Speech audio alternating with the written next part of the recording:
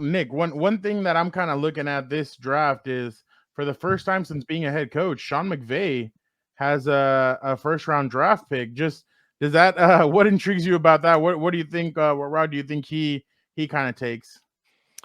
So I think that this was, and does he keep the pick?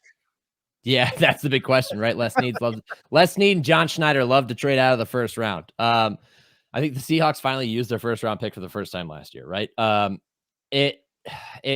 Rams overachieved last year. If you look at their roster right now and you look at their depth chart, especially on the defensive side of the ball, you got a lot of no-name guys over there. I mean, we could talk about Christian Roseboom at linebacker and Michael Hoyt, and these are guys who made plays. But guys that don't register on the radar for you in terms of name recognition.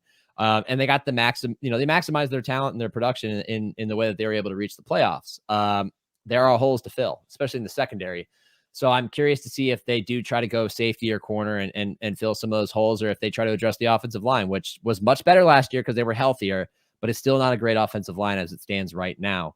They got a couple pending free agents there in Kevin Dotson and Coleman Shelton, and I'm curious to see if they address it there. So I think this will be a year that they use that pick because they need to, because they have some holes to fill. I don't know how they use that pick. I go back to DJ's mock draft, and he had them taking Jackson Powers Johnson, the center from Oregon, the mauler of a center, and who made my all-combine team. And if you look at their depth chart, that addresses a need. I mean, they nailed it with Steve Avila last year. They got one of the guard situations figured out. They still haven't really found a legitimate replacement for Andrew Whitworth. Lark Jackson did the job last year and did a decent job. Rob Havenstein's still on the other side, but I think they can invest in the offensive line. And so I think that because they have so many holes, they're going to use that pick.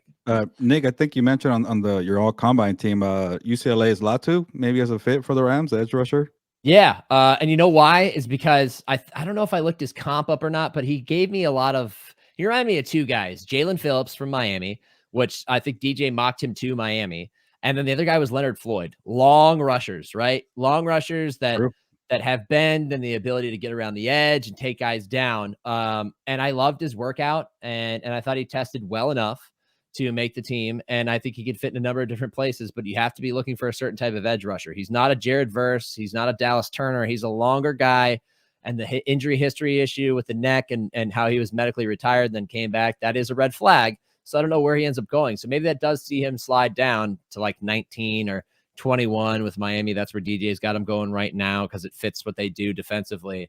But I loved his workout. And I think if he could stay healthy, he could be a productive player like Leonard Floyd was, especially once he moved on from the Bears.